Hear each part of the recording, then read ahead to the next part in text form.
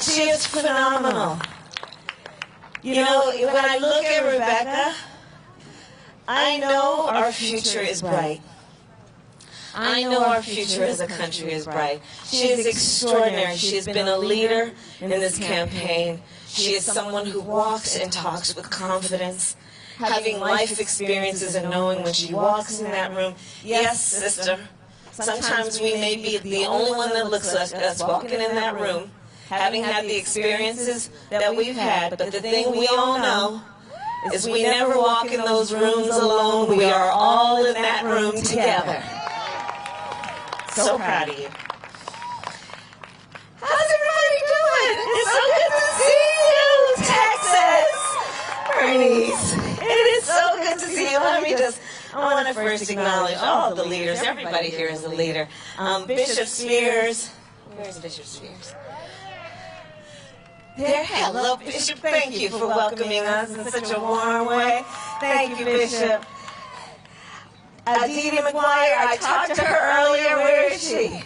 Hi, Dee Dee. Thank you. Thank you for your show and your voice. Fred Heyman and Marvin Sapp, where are they? Oh, my God. I felt like that was a good revival. There we are. Thank you both for just the gift that you have and that you keep sharing and giving. Thank you. Eddie Bernice Johnson, the great congresswoman. And Mark Vesey, we are on his home turf. Thank you for letting me be here. And Colin Alred, where is he? And Colin Alred. And we are all colleagues in the United States Congress. We are also members of the Congressional Black Caucus. And I will tell you, Texas, you are so well represented in the United States Congress with these three. And they're always in these rooms, and I see them in the rooms where the cameras are and where the cameras are not. And they are always fighting for the people of Texas.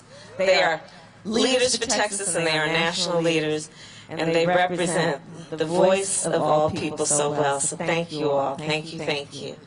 So listen, today is the last day of early voting in Texas, and you all have been doing your thing.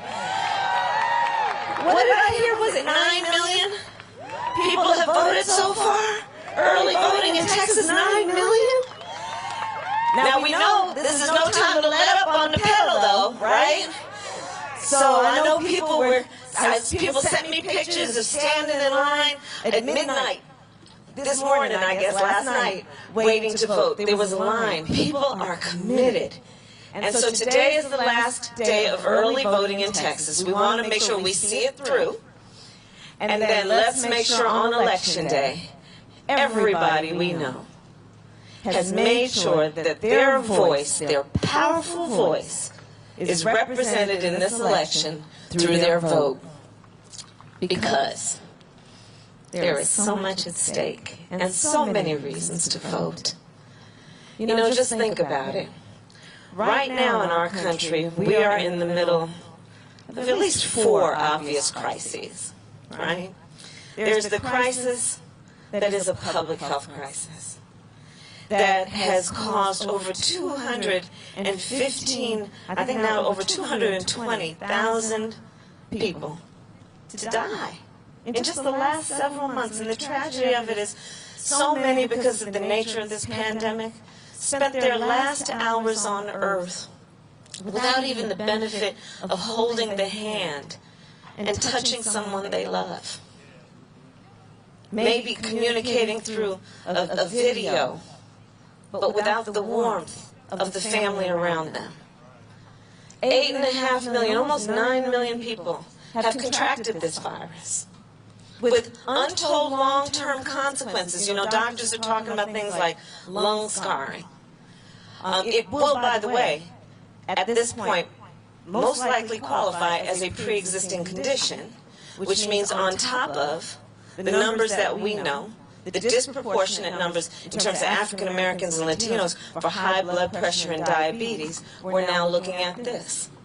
Let's look at the racial disparities in this virus. African Americans and Latinos are 3 times as likely to contract the disease and twice as likely to die from it. The tragedy of the loss of human life. I've been referring to this as one of the greatest mass casualty events that we've experienced since World War II. The tragedy of it. And here's why I bring it up, guys. It didn't have to be this bad. It didn't have to be this bad.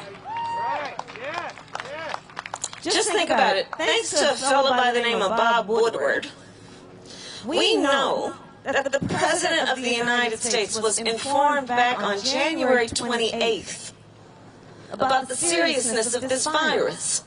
Informed that it is 5 times as likely to kill people as the flu. Was informed that it would hurt people of every age. Was informed that it is airborne. And he sat on that information. He called it a hoax. He suggested that on his ledger of who people are, you're on one side of his ledger if you wear a mask, you're on the other side of his ledger if you don't.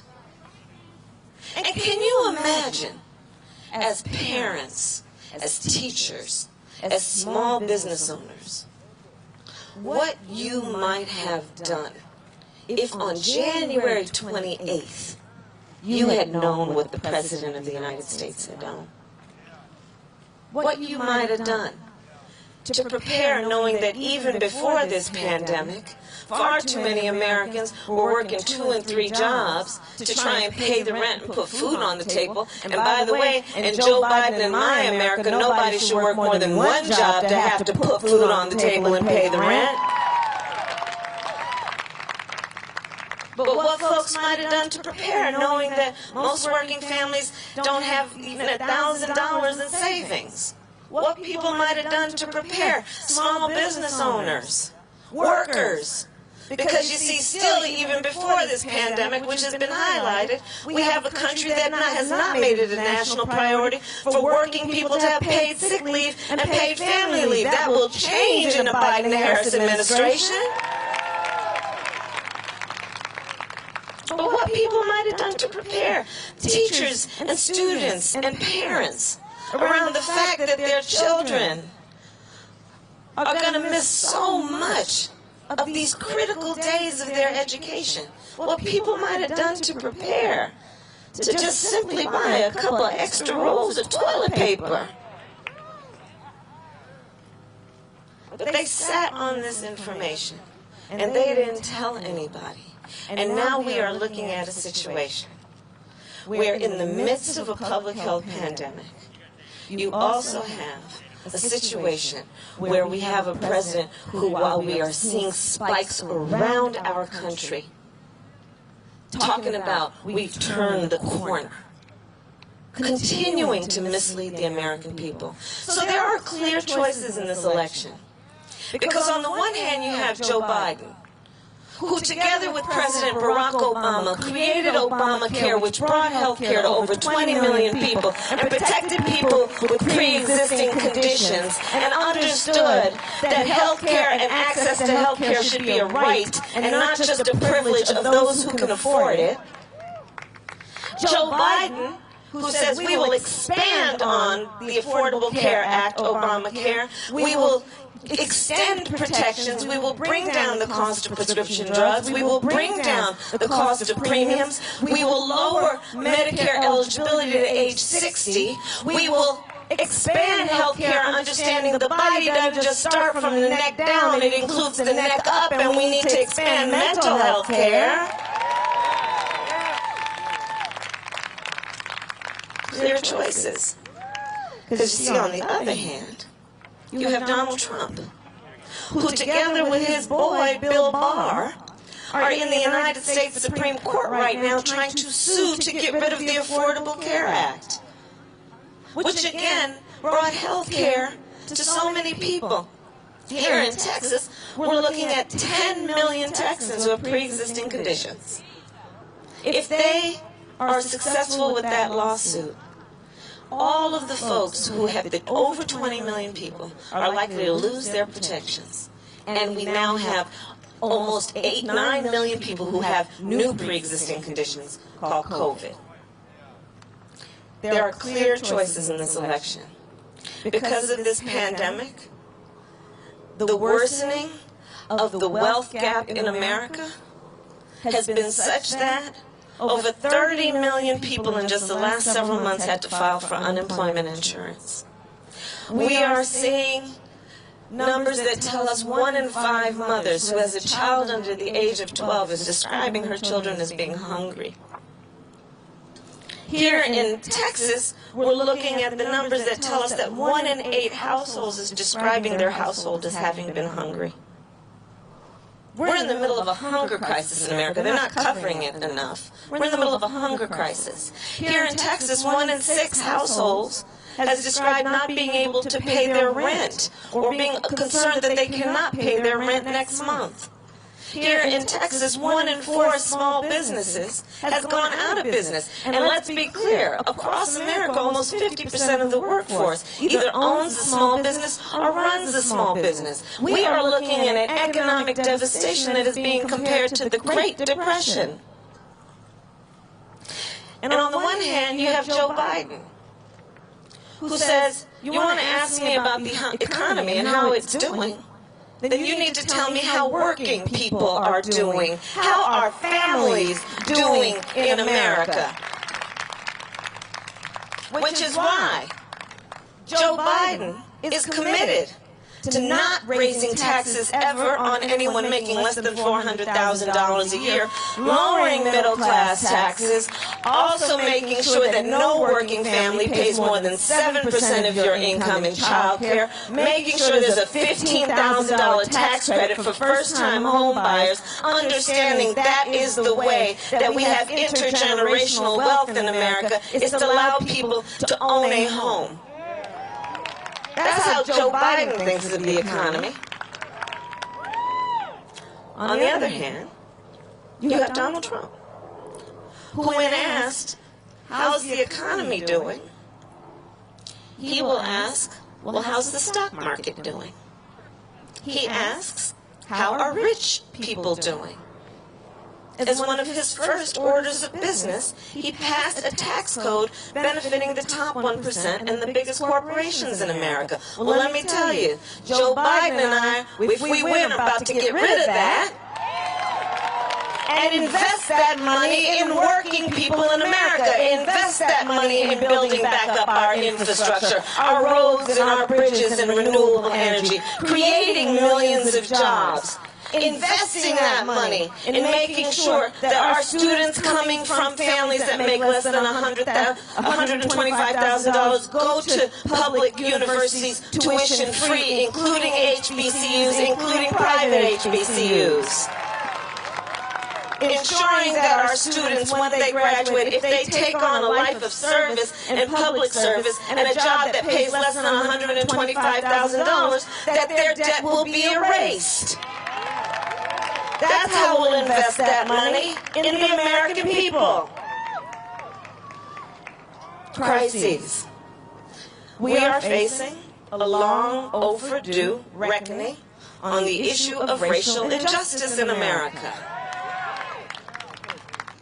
And there are clear choices. On the one hand, you have Joe Biden, who is a student of American history and has the courage to speak the phrase, Black Lives Matter. A Joe Biden who understands that we need to deal with these racial disparities. We need to acknowledge them, difficult though they may be, to think about, much less talk about. We need to address it in terms of what we're doing around health care. We need to address it in terms of the racial wealth gap. We need to address it in terms of the gaps in our education system. Joe Biden says let's deal with it by putting $150 billion into low-interest loans for minority businesses, black and brown businesses, which tend to be the economic lifeblood of the community. Joe Biden says, let's deal with it in terms of a criminal justice system that must be held accountable for those disparities. Let's get rid of mandatory minimums. Let us decriminalize marijuana and expunge the record of the people who have been convicted for marijuana offenses. Let's shut down the private prisons. Let's get rid of cash bail, understanding people are sitting in jail for weeks, months, and years simply because they can't afford to get out, which makes it an economic justice issue as much as it is a criminal justice issue. And on the other hand, you have Donald Trump,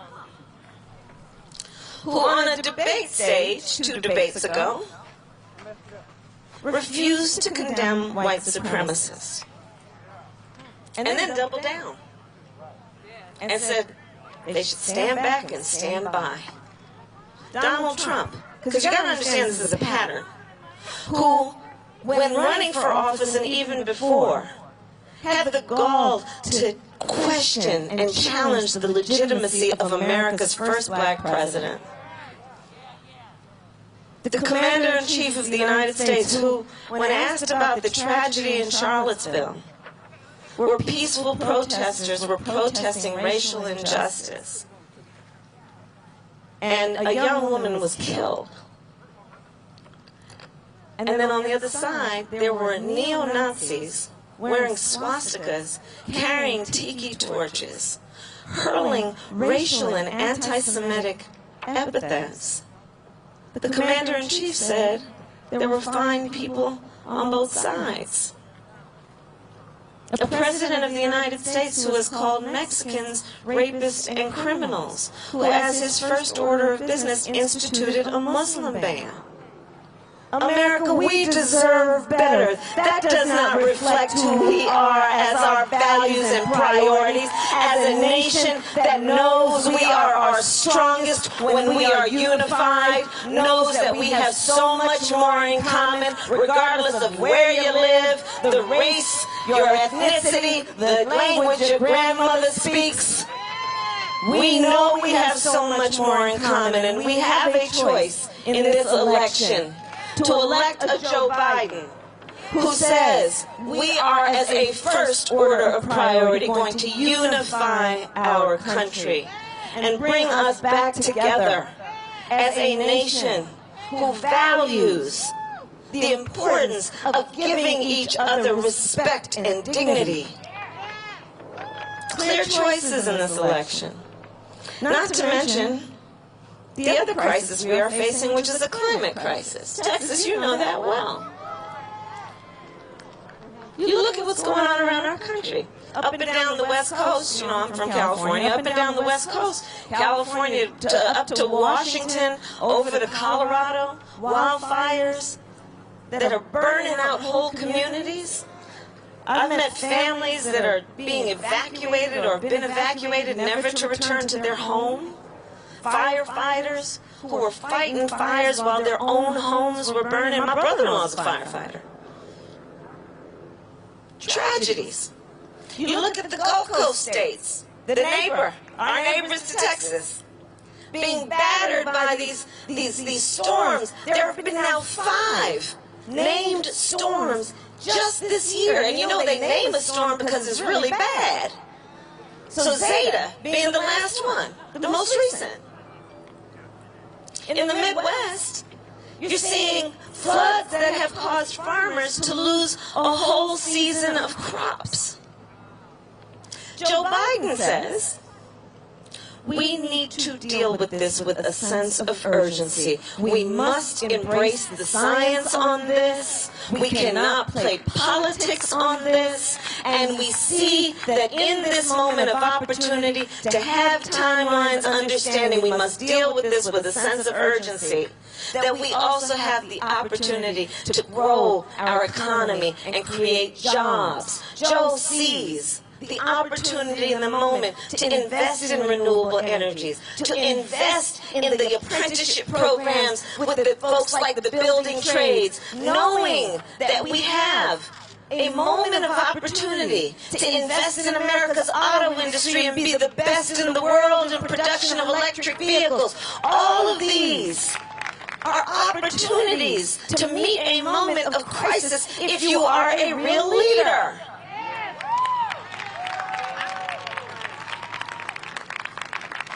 And on the other hand, you have the current President of the United States, who, when he was asked about the wildfires in California, so he was asked by a journalist, and the question was something like, well, you know, Mr. President, these wildfires are happening, and scientists are telling us there's a real connection, you know, between the climate, the extreme changes, and human behaviors that are contributing to that, and what do you have to say? The President of the United States, who is also, again, the Commander-in-Chief, responded, "Science doesn't know." As though science is a person.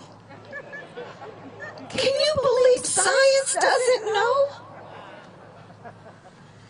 So, you know, and there's a through theme here, too, because, right, that's how he's been treating the coronavirus, right? A refusal to embrace the people who are smart enough to know what is actually going on and give us some direction around how we need to deal with it, instead of trying to make everybody think everything's okay, as though people aren't smart enough to see what is happening around them. So all these things are at play, and so much more.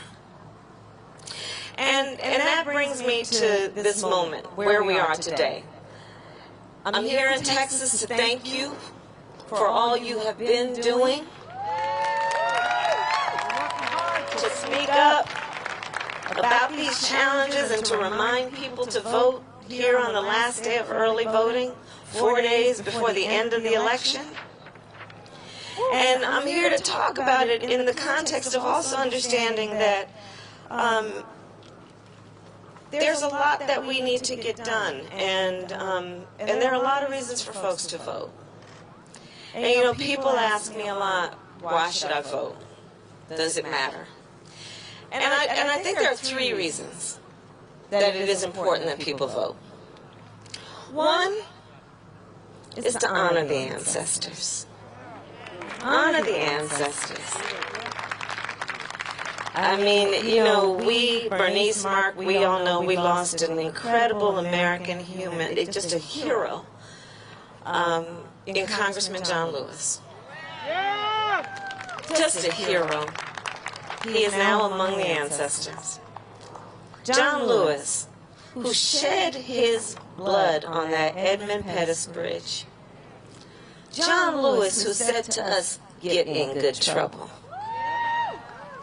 John Lewis, who lived a life that was about a commitment to fighting for equal rights and civil rights. And it was a fight that was born out of being a patriot and loving our country, knowing the best way we achieve our ideals is to fight for those ideals, to do it in every way by standing up, showing up, and speaking up.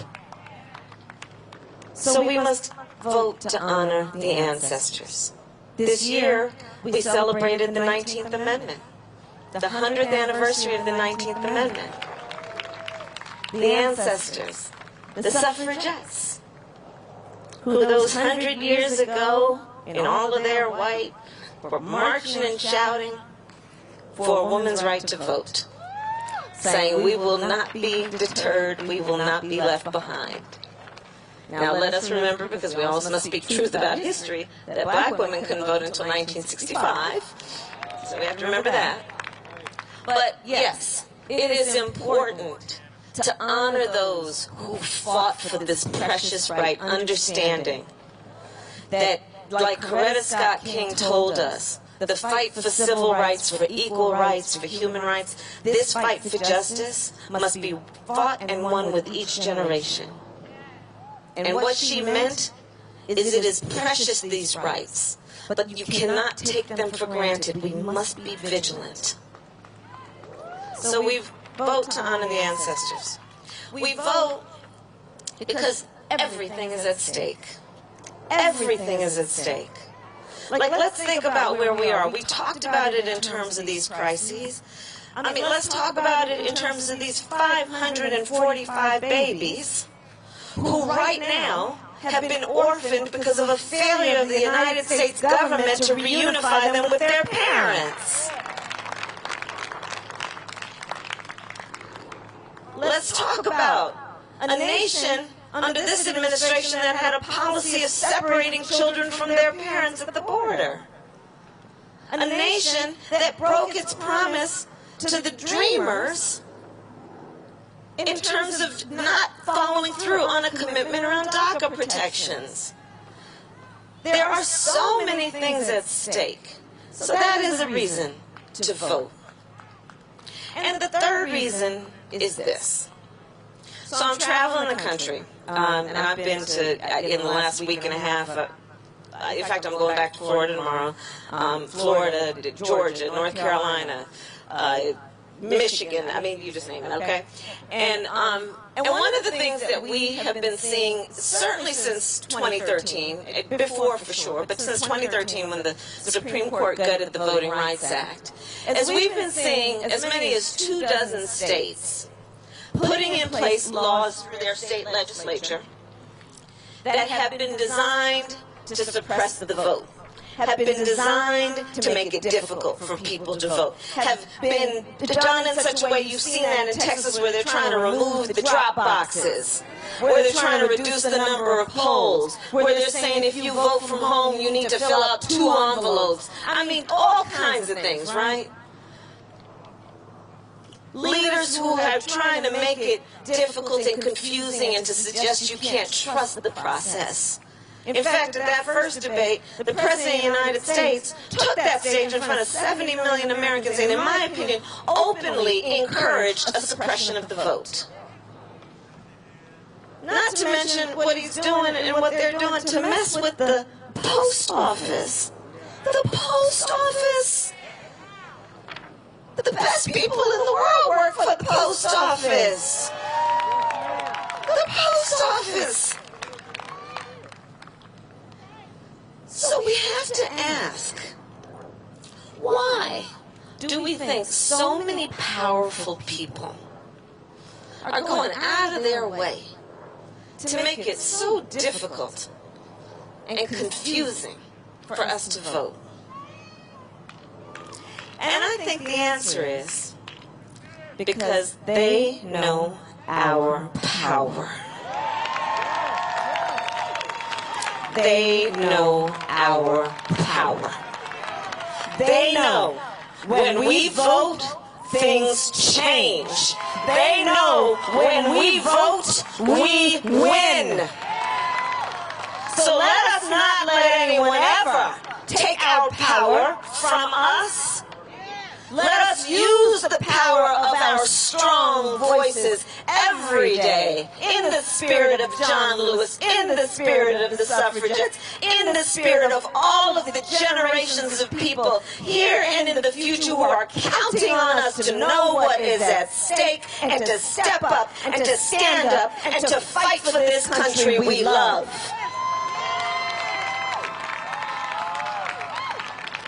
That is what is before us. And so my final point is this. This moment will pass. It will pass. And years from now, our children and our grandchildren and others, they will look at us, each one of us. They're going to look in our eyes, and they will ask us, where were you at that moment? And you see, we're going to be able to tell them so much more than just how we felt. Fort Worth, we will tell them what we did. We will tell them what we did. We will tell them on this particular Friday afternoon, on the last day of early voting in Texas, we were sitting in the field hanging out with Kamala. We will tell them we texted everybody, called everybody, emailed everybody we knew. That yes, we knew we were kind of getting on their nerves, but we also knew they'd get over it. That we reminded people of the path that we are on, that the the shoulders upon which we stand, that we reminded people about what is at stake, and that we reminded people about their power. And in this moment where we are dealing with crises, we reminded our friends and our neighbors and our family that you are not alone. Don't let anyone make you feel small. That you are big, you are strong, you have power, and at election time that power will be through your vote, and you will tell them when they ask that you elected Joe Biden